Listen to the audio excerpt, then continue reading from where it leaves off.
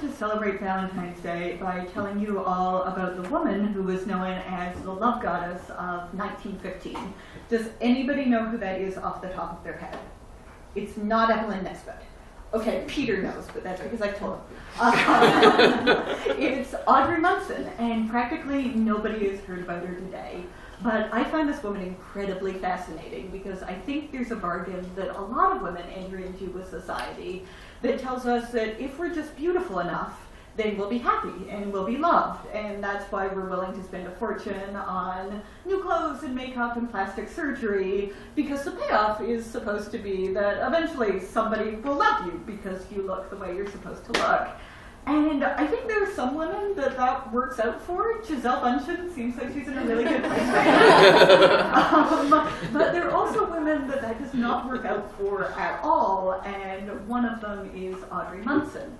Now, Audrey Munson was born in 1891, and she said that when she was a baby, this is probably apocryphal, but when she was a baby, a gypsy came to their house. And the gypsy said that she would have 7 lovers, she would gain a great fortune, and then she would lose everything. And this all pretty much does come to pass.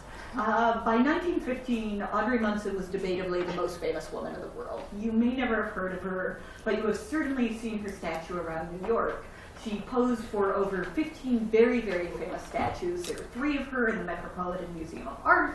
There's one at the New York Public Library. There's one outside the Plaza. There's one that's Civic Fame atop the Manhattan Municipal Building. And they're pretty much everywhere. You've absolutely seen them. I'm sorry I can't show you a picture. But this all happened supposedly because when Audrey was 15 years old, she was walking down the street with her mother, and they were followed down the street by a photographer. And the photographer said that she needed to come inside his house and take some pictures. And if that happens to you when you're 15, don't do that. But her mother agreed to this. He took some pictures of her, and then he passed them on to his friend, the very famous sculptor Isidore Conti. And Isidore Conti said that he wanted to use her as a model for the statue he was building at the Hotel Astor, but she was going to have to pose in her altogether. Again, if you're 15 and a man asks you to do that, don't do that. That is not legal. It's a bad idea. But it worked out pretty well for her. By 1913, articles were being written about how all New York bows to the real Miss Manhattan. She was the girl who was on display at the Pacific Panama edition. A marquis proposed to her, but then kind of decided not to, as is the case with a lot of Audrey's romantic affairs. If you're wondering what her beauty secret was, she wrote an article saying that women should eschew all physical exercise because it destroys the symmetry of form. And can you imagine what the Venus de Milo would look like if she had exercised?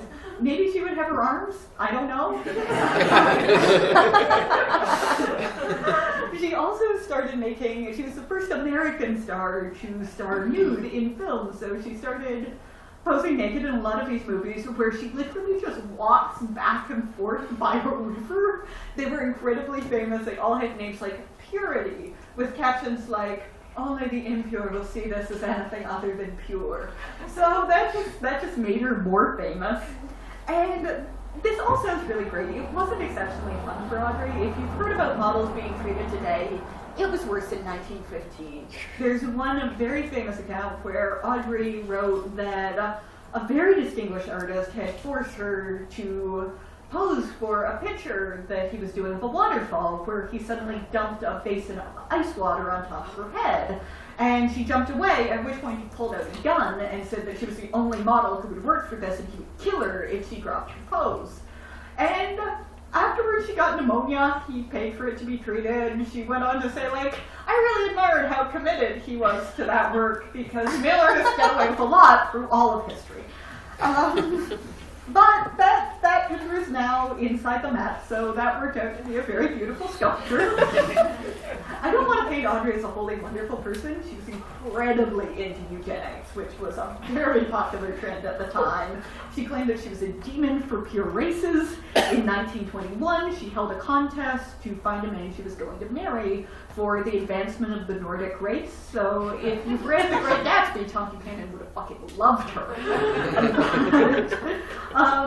She said, "I've declared I will never marry any man unless of pure English or Danish blood in order to have children of that type." Now, she actually decided to marry a man named Andre Delacroix, who, as you might expect, was French. He was not English or Danish. And Andre wrote her a letter saying that he had been examined by experts and declared physically perfect. Now, I was very, very curious about what a man who has been examined by experts and declared physically perfect looked like. He was 5'7" and he weighed 185 pounds. But he had a lot of confidence. Audrey didn't actually end up marrying him. She didn't actually end up marrying anyone, in part because in 1919 she was a victim of a huge scandal where her 67-year-old landlord beat his wife to death with a hammer. Now, he claimed that he had done this so he would be finally free to pursue the beautiful Miss Munson who lived in his home. Apparently, Miss Munson was not involved in this. She had actually moved out of the building a few days ago because he had kept pestering her all the time and told her that she should never get married because she was going to lose her symmetrical figure, and he was just a big old creep.